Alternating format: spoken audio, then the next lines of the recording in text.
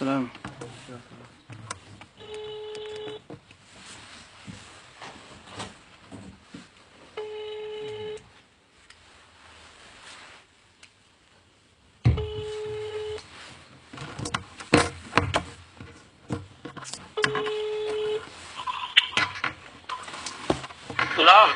السلام عليكم ورحمة الله وبركاته. السلام ورحمة الله وبركاته. حياكم الله الوالد، كيف حالكم شيخ؟ الله يسلمك، بخير وانتم طيبون؟ الحمد لله، كلنا بخير وأنتم وأسرتكم؟ الحمد لله يا رب، الحمد لله. نحن مستعدون شيخ. هكذا الصوت يعني طيب ولا؟ واضح. واضح؟ نعم شيخ. توكل على الله. وفقكم الله شيخ. السلام عليكم ورحمة الله. السلام. إن الحمد لله نحمده ونستعينه ونستغفره ونعوذ بالله من شرور أنفسنا ومن سيئات أعمالنا. من يهده الله فلا مضل له ومن يضلله فلا هادي له، وأشهد أن لا إله إلا الله وحده لا شريك له، وأشهد أن محمدا صلى الله عليه وسلم عبده ورسوله. يا أيها الذين آمنوا اتقوا الله حق تقاته ولا تموتن إلا وأنتم مسلمون. يا أيها الناس اتقوا ربكم الذي خلقكم من نفس واحدة وخلق منها زوجها وبث منهما رجالا كثيرا ونساء، واتقوا الله الذي تساءلون به والأرحام إن الله كان عليكم رقيبا. يا أيها الذين آمنوا اتقوا الله وقولوا قولا سديدا يصلح لكم أعمالكم ويغفر لكم ذنوبكم، ومن يطع الله ورسوله فقد فاز فوزا عظيما. ألا إن أصدق الكلام كلام الله، وخير الهدي هدي محمد عليه الصلاة والسلام، وشر الأمور محدثاتها، وكل محدثة بدعة، وكل بدعة ضلالة، وكل ضلالة في النار. أما بعد. Donc, je n'ai trouvé de mieux à faire aujourd'hui qu'une nasiha de Cheikh Mohamed Farkous, hafidahullah ta'ala, que j'ai trouvé sur son site, qui s'appelle Conseil à celui qui réside dans un pays de mécréance. Et avec quelques petits changements de ma part dans la traduction. Donc, Cheikh a dit, hafidahullah ta'ala, il a dit: louange Allah, Seigneur des mondes, et que la prière et le salut soient sur celui qu'Allah Azzawajal a envoyé en miséricorde pour l'univers, ainsi que sa famille, ses compagnons et ses frères, jusqu'au jour de la rétribution. Cela dit, il est évident que le fait de voyager à destination d'un pays de mécréance, d'habiter dans les pays des mécréants et de vivre parmi eux est l'une des plus grandes perversités et des plus dangereuses perditions pour la religion du musulman. De même, il est évident que la résidence dans ces pays entraîne de considérables atteintes à sa conduite, à son comportement et à ses habitudes, de sorte que les trois bornes sacrées de sa personnalité n'y seront pas à l'abri, c'est-à-dire son corps, son honneur et ses biens. Car cohabiter avec les mécréants amène, comme cela est bien connu, à perdre sa personnalité et à s'en apparenter en leur ressemblant dans leurs coutumes et leurs fêtes, en parlant leur langue et en les imitant dans leur conduite et leur caractère, en plus des signes de mécréance et d'athéisme qu'ils manifestent. Cela amène d'une façon ou d'une autre à leur ressembler, allant jusqu'à abolir les traits distinctifs de la personnalité islamique, tant dans les coutumes que dans le comportement et les actes, comme a dit le prophète sallallahu alayhi wa sallam: celui qui s'entremêle aux mécréants et cohabite avec lui devient comme lui. Hadith jugé bon par Cheikh Al-Albani dans Silsila Sahiha, numéro 2330. Celui qui s'entremêle aux mécréants et cohabite avec lui devient comme lui.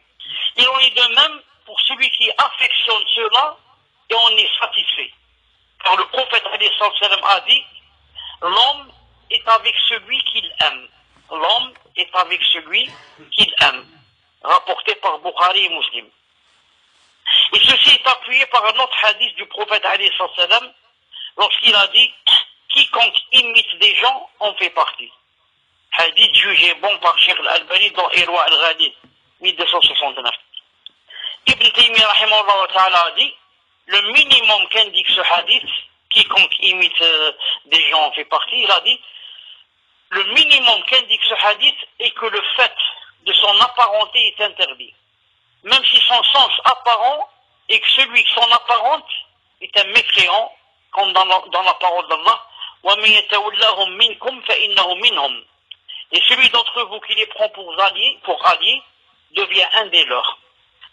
C'est en raison de ces méfaits et de ces dangers que l'immigration des musulmans des pays de mécréance vers les pays d'islam est une obligation rigoureuse pour tout individu résidant en terre de mécréance qui subit des oppressions dans sa religion, des atteintes à son intégrité physique, à ses biens ou à son honneur, et qui en souffre au point de négliger les obligations religieuses et d'outrepasser les limites d'Allah Azza wa Jal en commettant ses interdits.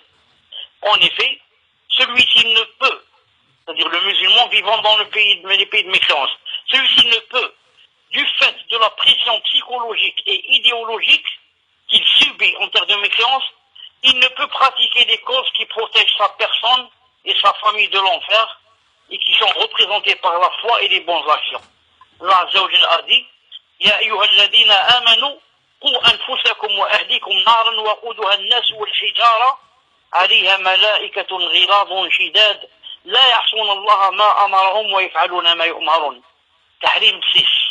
Ô vous qui avez cru, préservez vos personnes et vos familles d'un feu dont le combustible sera les gens et les pierres, surveillés par des anges rudes, durs, ne désobéissant jamais à Allah en ce qu'il leur commande et faisant strictement ce qu'on leur ordonne. Aussi, l'immigration de ces pays de mécréance peut revêtir un caractère seulement recommandé, c'est-à-dire le fait d'émigrer d'un pays des kuffars vers un pays musulman, des fois peut être seulement recommandé et pas obligatoire. Et ce dans le cas où le mal et le supplice qui touchent le musulman lorsqu'il réside en terre de mécréance sont légers et ne le poussent pas à délaisser certaines obligations de l'islam. C'est pourquoi le but premier de l'émigration vers Allah est de trouver un environnement sûr, loin de toute crainte et de toute perturbation, et de pouvoir subvenir aux besoins de son corps en vivant du licite, dans un pays de sécurité qui lui garantit de pouvoir s'adonner à l'adoration d'Allah Ta'ala et ainsi se purifier et se rapprocher de lui, tout en étant convaincu que la promesse d'Allah Azza wa Jal est véridique. Allah Azza wa Jal a dit وَمَن يُهَاجِرْ فِي سَبِيلِ اللَّهِ يَجِدْ فِي الْأَرْضِ مُرَغَمًا كَثِيرًا وَسَعًا. Et quiconque immigre dans le sentier d'Allah trouvera sur terre main, refuge et abondance. Allah Azza wa Jal lui réservera assurément dans la terre vers laquelle il va immigrer la sécurité, la dignité, la stabilité, des dons considérables et une vie agréable. Qu'il médite sur ce que Allah Azza wa Jal a accordé aux premiers émigrés, lorsqu'il leur a prodigué la maîtrise et le pouvoir sur terre. Il a changé leur faiblesse en force, leur avilissement en fierté, leur pauvreté en richesse et leur ignorance en savoir. Allah Azza wa Jal a dit وعد الله الذين آمنوا منكم وعملوا الصالحات ليستخلفنهم في الأرض كما استخلف الذين من قبلهم وليمكنن لهم دينهم الذي ارتضى لهم وليبدلنهم من بعد خوفهم أمنا يعبدونني لا يشركون بي شيئا. Nur 55. Allah a promis à ceux d'entre vous qui ont cru et ont fait les bonnes œuvres qu'il leur donnerait la succession sur terre comme il l'a donné à ceux qui les ont précédés. Il donnerait aussi force et suprématie à leur religion qu'il a agréée pour eux. Il leur changerait leur ancienne peur en sécurité. Ils m'adorent et ne m'associent rien. Allah Azza wa Jal accomplit donc sa promesse envers celui qui emprunte son chemin en l'adorant comme il se doit et sans rien lui associer. Maintenant, si une telle nécessité, comme définie par la religion, ou une exigence pressante amène le musulman à résider temporairement dans un pays de mécréance, que ce soit pour la da'wa ou pour un intérêt terrestre, une nécessité ou un simple besoin, comme travailler, commercer, étudier, se faire soigner ou autres intérêts permis qui sont inexistants en son pays ou indisponibles, alors ces cas de figure, selon les savants, sont exceptés de l'interdiction. Toutefois, celui qui va dans un pays de mécréance doit remplir les conditions suivantes. 1. Il doit connaître suffisamment les jugements de sa religion pour la protéger. 2. Sa foi et son islam doivent être à l'abri des tentations et des choubouhets, et des passions aussi, shahwat, de peur qu'il ne dévie du droit chemin. 3. Il doit pouvoir accomplir et exprimer de façon complète et parfaite les rituels islamiques, comme la prière, le jeûne, le pèlerinage, etc., sans crainte ni empêchement. Aussi, est comprise dans ces rituels la sunna du prophète sallallahu alayhi wa sallam, externe et apparente, c'est-à-dire le mode vestimentaire et l'aspect général. Rien ne doit l'empêcher de s'attacher à la droiture dans son profil extérieur, différent de l'aspect des polythéistes. Quatrièmement, il doit pouvoir se conformer au principe de la croyance, de l'alliance et du désaveu, le wala ou le bara, qui est une conséquence impliquée de l'attestation de la shahada, et l'une de ces conditions. Il doit éviter de s'allier aux mécréants et de les apprécier tels quels. Il doit aussi les détester en son fort intérieur et désapprouver leurs actes. Il les déteste, pourquoi? Parce qu'ils font les interdits, ils font le shirk, ils font ce que Allah Ta'ala a interdit. En effet, le désaveu exige que l'on déteste la mécréance et le shirk, ainsi que leurs adeptes, sans les prendre en sympathie, de ne pas leur ressembler dans ce qui est spécifique en leur religion, de manière à ce que sa personnalité musulmane se distingue de la leur dans la conduite et l'aspect extérieur, sans se diluer. Il est exigé également de ne pas se joindre à eux dans leurs diverses fêtes et occasions, et de ne pas les féliciter lors de celles-ci, de ne pas les prendre pour alliés, et de ne pas sympathiser avec eux.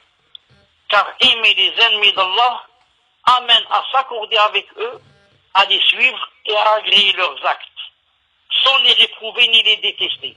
Et ceci, sans aucun doute, s'oppose à la croyance de l'alliance et du désaveu, qui est l'une des composantes les plus importantes de la foi. Allah Ta'ala a dit, Ya ayyuhalladhina amanu, la tattakhidhu aduwi wa aduwakum awliya, tulquna ilayhim bin mawadda. Al-Mumtahina 1. Ô vous qui avez cru, ne prenez pas pour allié mon ennemi et le vôtre, leur offrant ainsi l'amitié. Il a dit aussi, لا تجد قوما يؤمنون بالله واليوم الآخر يوادون من حاد الله ورسوله ولو كانوا آباءهم أو أبناءهم أو إخوانهم أو عشيرتهم. المجادلة 22 ou bien Mujadila. Les deux sont justes. Tu n'en trouveras pas parmi les gens qui croient en Allah et au jour dernier qui prennent pour amis ceux qui s'opposent à Allah et à son messager, fussent-ils leur père, leur fils, leurs frères ou les gens de leur tribu. Il a dit aussi, Maïda 51. Et celui d'entre vous qui les prend pour alliés devient un des leurs. Cela concerne aussi l'obligation de ne pas les enjôler, c'est-à-dire de leur faire des éloges ou de les flatter au détriment de la religion. De même de ne pas se référer à leur jugement, de ne pas approuver leur jugement en délaissant le jugement d'Allah, de ne pas les saluer en premier et de ne pas les honorer par une parole, un acte, etc. Pour résumer, il ne faut pas les prendre pour alliés de façon générale, c'est-à-dire ne pas être en accord avec eux intérieurement ou extérieurement. Dans le cas où le musulman ne peut extérioriser les rituels islamiques de façon complète, ou que sa religion n'est pas en sécurité, voyager et résider dans les pays de mécréance lui sont alors interdits, de crainte qu'il ne s'allie à eux et ne les aime, et son voyage et sa résidence seront alors considérés parmi l'un des péchés majeurs. Car tous les moyens qui amènent à délaisser ce que Allah Azza wa Jal a fait obligation comme l'accomplissement et l'extériorisation des pratiques religieuses, le suivi du monothéisme, détester les polythéistes, ne pas s'allier à eux, tous ces moyens sont religieusement interdits. Car on redoute en effet que sa personnalité musulmane ne se fonde dans un cercle de mécréance, qu'il perde ses nobles caractères et que sa conduite et son apparence ne subissent de changement. Le tout pourrait le conduire à s'accorder avec eux, à agréer leur état sans réprobation ni haine. Or, il est clair qu'agréer la mécréance relève de la mécréance. Et celui qui a agréé le péché est comme son auteur, qu'il soit dans un pays en guerre ou un pays en paix. Dans le hadith authentique du prophète sallallahu alayhi wa sallam, hadith jugé bon, dans Sahih Jami' numéro 689, il a dit sallallahu alayhi wa sallam, lorsqu'un péché est commis sur terre, quiconque y assiste et le déteste, dans une autre version, et le désapprouve, c'est comme s'il il n'y a pas assisté. Et quiconque n'y assiste pas, quiconque n'assiste pas au péché, mais l'approuve, sera comme celui qui aura assisté, même s'il est loin du péché. S'il approuve le péché, c'est comme s'il a assisté à ce péché. Et lorsqu'il a dit ici, Cheikh, il a dit, en effet, on redoute que sa personnalité se fonde dans un cercle de mécréance, qu'il perd ses nobles caractères, etc. Ça, ce sont des choses, qu'on a vues, qu'on a entendues et vues de nos propres yeux. Des gens qui étaient, par exemple ici en Algérie, qui sont partis vivre là-bas, ils sont restés longtemps, 20 ans, 30 ans, 40 ans, ensuite, petit à petit, ils ont tout perdu de l'islam. Maintenant, il a seulement le nom. Il s'appelle Ali, il s'appelle Omar, il s'appelle Mohammed. Mais ni prière, ni jeûne, ni zakat, ni hajj, ni croyance en l'au-delà, ni rien. Seulement il s'appelle Mohammed ou bien Ali ou bien Subhanallah al-Azim. C'est-à-dire il a fondu, là, il n'a plus rien, il n'a que les noms. Certains sont comme ça, beaucoup même. Allah Ta'ala nous préserve et vous préserve. Vous aussi, Allah Ta'ala vous préserve. Cheikh dit, et le hadith du prophète al-Islam qu'on a cité tout à l'heure, il a dit qu'on vient de signaler que l'exception précédente, c'est-à-dire le fait, de rester là-bas, si on a des excuses, il a dit, concerne également celui qui s'occupe d'un malade et celui qui est en état de faiblesse ne peut pas émigrer, qui soit d'origine musulmane ou converti, homme ou femme, incapable d'immigrer pour des raisons médicales, administratives, géographiques ou politiques, qui l'empêchent d'immigrer et l'en rendent incapable, car trop faible et ne trouvant aucun moyen de lui permettre cela. Ceux-là, s'ils sont sincères, ils sont à l'abri de la menace et sont concernés par le verset où Allah Azza wa Jalla a dit إلا المستضعفين من الرجال والنساء والولدان لا يستطيعون حيلة ولا يهتدون سبيلا فأولئك عسى الله أن يعفو عنهم وكان الله عفوا غفورا. النساء 98-99. À l'exception des impuissants, hommes, femmes et enfants, incapables de se débrouiller et qui ne trouvent aucune voie pour émigrer. À cela, il se peut que Allah Ta'ala donne le pardon. Allah est clément, le pardonneur. Pour conclure, qu'on sache qu'il est demandé aux musulmans d'être à la recherche des moyens lui permettant d'être fiers de sa religion et de délaisser des voies du rabaissement qui vont à l'encontre de la religion. Ainsi, s'il réside temporairement dans un pays de mécréance pour un besoin, tout en montrant son appartenance à ses pratiques religieuses de façon complète, sans rencontrer d'opposition dans quoi que ce soit, et en réalisant le principe de l'alliance et du désaveu, alors cela est permis à cette condition. Le prophète sallallahu alayhi wa sallam a d'ailleurs approuvé le fait que certains compagnons, radiyallahu ta'ala anhum, comme Abu Bakr, radiyallahu ta'ala anhu, voyageaient en pays de mécréance pour le commerce. Quant à celui qui ne peut accomplir ce qui a précédé, qu'il tâche alors de ne pas tomber dans les versets qui menacent celui qui n'est pas à l'abri de la tentation ou qui réside au milieu des mécréants par sympathie envers eux. Comme a dit Allah Azza wa Jal, إن الذين توفاهم الملائكة ظالمي أنفسهم قالوا فيما كنتم؟ قالوا كنا مستضعفين في الأرض. قالوا ألم تكن أرض الله واسعة فتهاجروا فيها فأولئك مأواهم جهنم وساءت مصيرا. Nisa 97. Ceux qui ont fait du tort à eux-mêmes, les anges enlèveront leurs âmes en disant: où en étiez-vous? C'est-à-dire, où en étiez-vous à propos de votre religion? Ils vont répondre: nous étions impuissants sur terre. Alors les anges diront: la terre d'Allah n'était-elle pas assez vaste pour vous permettre d'émigrer? Pourquoi tu n'as pas quitté ce pays? Si tu ne peux pas prier, tu ne peux pas faire le hajj, tu ne peux pas. Qui t'a mis des menottes et t'a mis des chaînes et t'a dit que tu ne dois pas quitter le pays? Ensuite, Allah Ta'ala dit: voilà bien ceux dont le refuge est l'enfer. Et quelle mauvaise destination. Et vous avez remarqué qu'un peu plus haut, qu'Allah Subhanahu wa Ta'ala a fait permission à ceux qui ne peuvent pas. Ceux qui ne peuvent pas, ceux qui n'ont pas d'argent, ceux qui sont malades, ceux qui ont un malade il doit rester à son chevet, il doit donc se motiver à immigrer en cherchant la satisfaction d'Allah Azza wa Jal dans le but d'adorer Allah seul, sans rien lui associer, et pour faire triompher sa religion et ses alliés. Il échappera ainsi aux ennemis d'Allah. Il atteindra dans la terre de son immigration les buts majeurs, la sécurité et la possibilité d'adorer Allah sans subir ni oppression ni nuisance, une bonne situation, la fierté, le respect et de larges biens promis à toute personne dans le sentier d'Allah et ne recherchant que le visage d'Allah. Et s'il mourait avant d'arriver dans la terre vers laquelle il voulait émigrer, Allah ne lui fera pas perdre la récompense des vertueux, ceux qui œuvrent et ceux qui fuient avec leur religion. Il lui donnera ce qu'il fait octroyer à ceux qui émigrent dans son sentier. Il leur pardonnera leurs péchés, leur accordera le paradis et les épargnera de l'enfer. Allah Ta'ala dit: وَمَنْ يُهَاجِرْ فِي سَبِيلِ اللَّهِ يَجِدْ فِي الْأَرْضِ مُرَغَمًا كَثِيرًا وَسَعًا وَمَنْ يُخْرِجْ مِنْ بَيْتِهِ مُهَاجِرًا إِلَى اللَّهِ وَرَسُولِهِ ثُمَّ يُدْرِكْهُ الْمَوْتُ فَقَدْ وَقَعَ أَجْرُهُ عَلَى اللَّهِ وَكَانَ اللَّهُ غَفُورًا رَحِيمًا. Et quiconque sort de sa maison, émigrant vers Allah et son messager, et que la mort l'atteint, sa récompense incombe à Allah, et Allah est pardonneur et miséricordieux.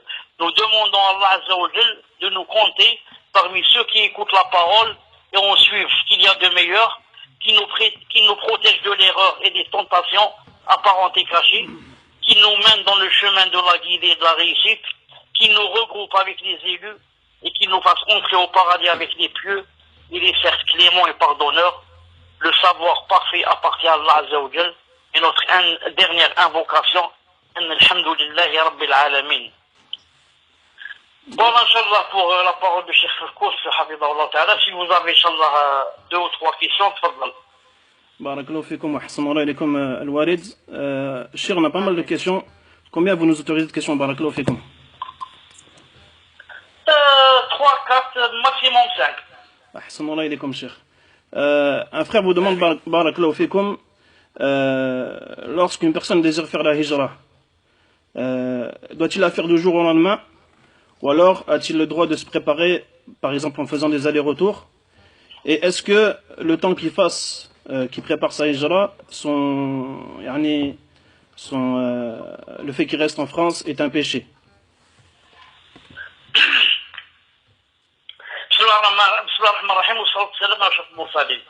Certes, la personne doit préparer sa hijra. Comme par exemple, accumuler un peu d'argent et venir, par exemple, pour voir c'est l'endroit idéal pour lui et pour sa famille, et là où, par exemple, c'est mieux pour lui et pour le travail, etc. Et à partir du moment où déjà il a dans le cœur qu'il veut faire la hijra, et alhamdoulilah, il commence à bouger, il commence à faire des causes, à partir de ce moment, Inch'Allah Ta'ala, l'interdiction, le péché, s'élève de lui, Inch'Allah Ta'ala, parce que la niya joue un grand rôle. Celui-là, s'il lui arrive quelque chose et il meurt, alhamdoulilah, il meurt avec l'intention dans le cœur que j'ai commencé à bouger pour faire la hijra. C'est pour ça que le prophète sallallahu alayhi wa sallam a dit dans un hadith authentique, a dit: من مات ولم يغزو ولم يحدث نفسه بالغزو مات على شعبة من النفاق. Il a dit quiconque meurt sans avoir fait une conquête. Bon, quelqu'un va dire, mais il n'y a pas de nos temps, il n'y a pas la conquête. Où sont les kuffars pour que j'aille faire le djihad?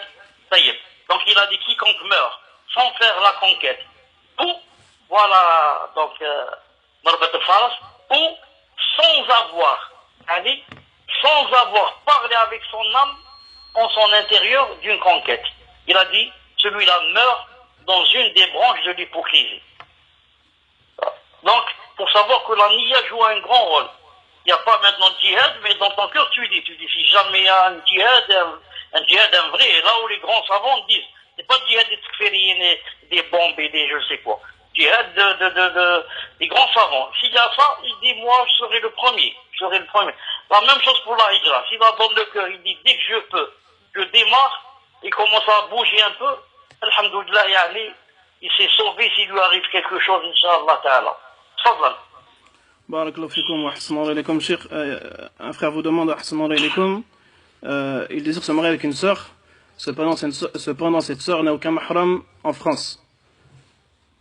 Comment est-il possible qu'il se marie avec elle ou qu'il fasse une rencontre avec elle? Ahsanallahu ilaykum. Pour se marier avec une sœur qui n'a pas de mahram, cette sœur, ou bien n'a pas de mahram du tout, c'est-à-dire elle est reconvertie, ou bien, comme a dit ici la question, il a dit n'a pas de mahram en France.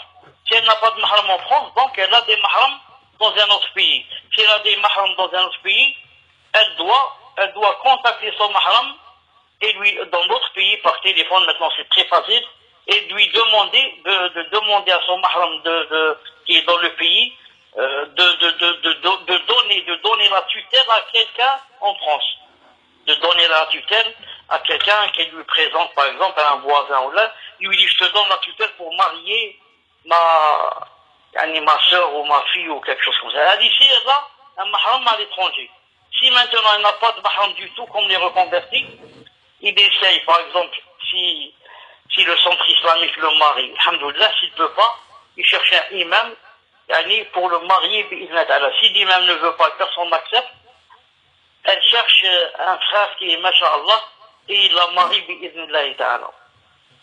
Naam. Barakallahu fikum wa ahsanallahu ilaykum, Cheikh. Nous aimerons vous demander, Barakallahu fikum, Cheikh, en France, beaucoup assimilent Salafiyoun à Daesh. Quel conseil vous nous donnez afin qu'on éclaircisse le manhaj sahih aux gens? Barakallahu fikum. Bon, alors le Salafi, c'est tout, sauf Daesh. Le Salafi, c'est tout sauf Daesh. Le Salafi et Daesh, vraiment, c'est les opposés. Le Salafi Daesh, vraiment, c'est quelque chose d'opposé à 1000%, pas à 100%. Pourquoi? Parce que le Salafi marche sur la voie des Salaf, qui est quoi?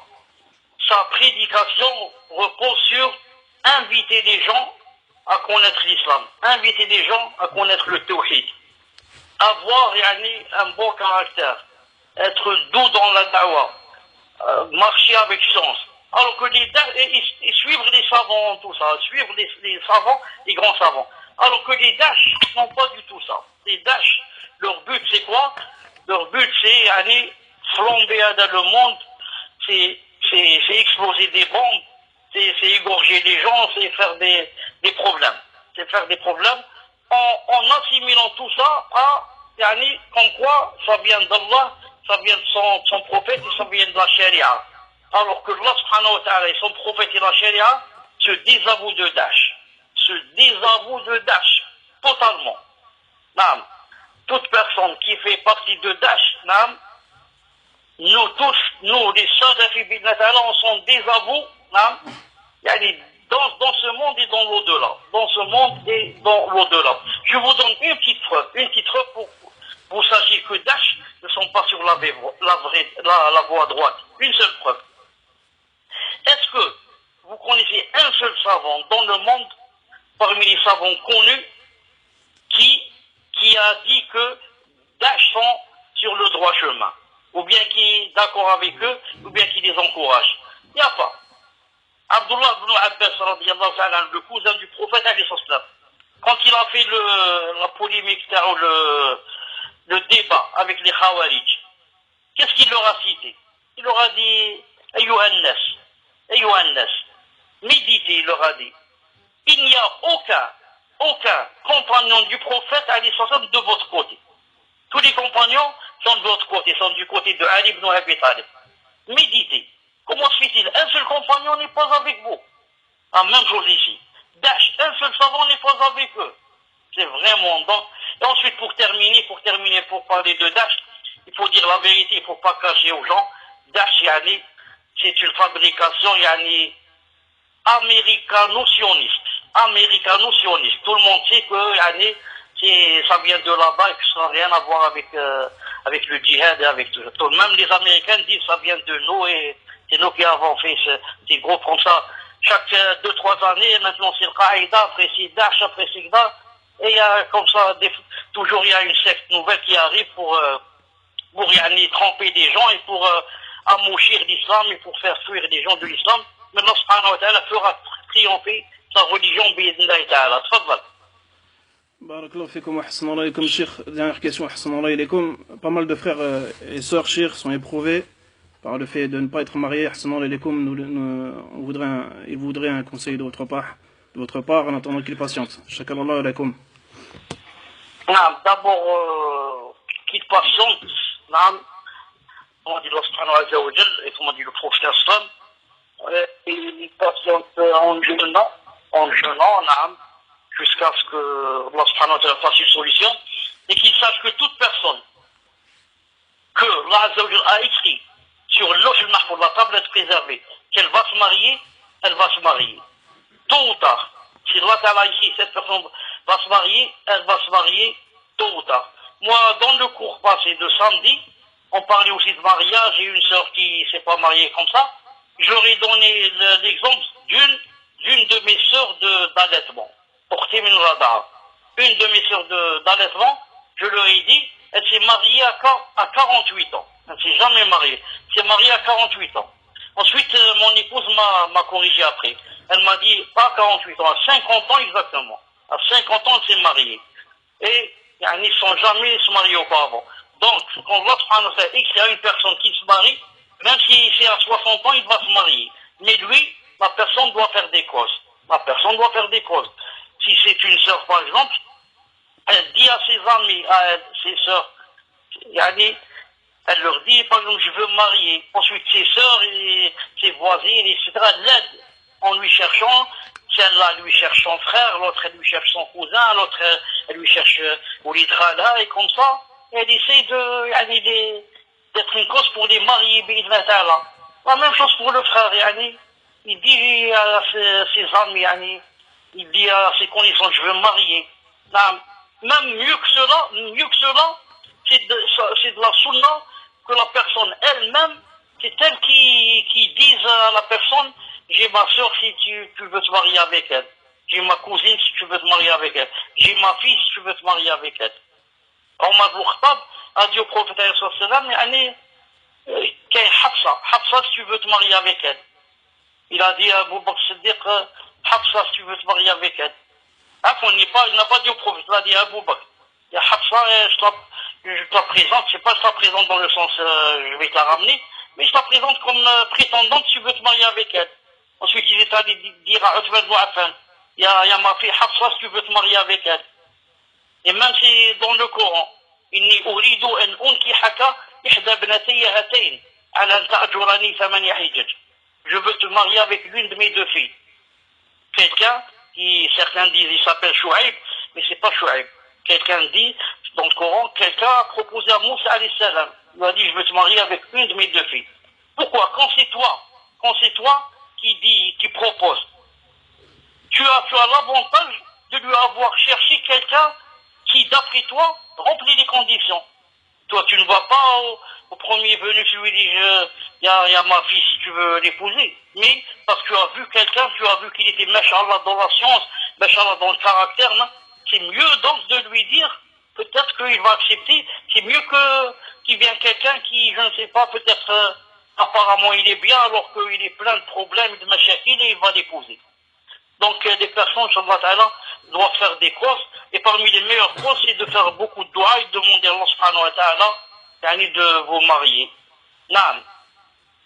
بارك الله فيكم شيخنا الكريم وأحسن الله إليكم في الدنيا والآخرة بهذه الكلمة الطيبة وفقكم الله لكل خير شيخ. Amin, jazakumullah khairan, barakallahu fikum. Je suis content et heureux de vous avoir fait ces petites paroles, de vous avoir rapporté les paroles de Cheikh Farkous, hafidallah ta'ala, et que Allah subhanahu wa ta'ala vous aide. N'oubliez pas une chose, que vous êtes dans un pays de fitna, etc. Et que, Inch'Allah ta'ala, je sais que la plupart d'entre vous ont la niya d'émigrer et vont essayer.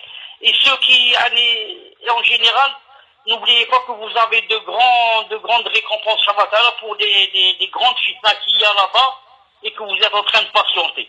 Parce que quand il y a la fitna, on patiente, bien sûr, on a plus de récompenses que dans un endroit où il n'y a pas de fitna. Donc, en ce sens, je demande à Allah Azza wa Jal qu'il alourdisse vos balances de hasanat yawm al-qiyamah. Tous les frères vous passent le salam, Sheikhana al-Karim, on espère d'autres rencontres avec vous, Inch'Allah. Alaykum salam, et ici l'appel à la prière l'Isha, subhanak Allahumma bihamdik, shahadu an la ilaha illa ant, astaghfiruka wa atubu ilayk, assalamu alaykum wa rahmatullahi wa barakatuh. Wa alaykum salam wa rahmatullahi wa barakatuh.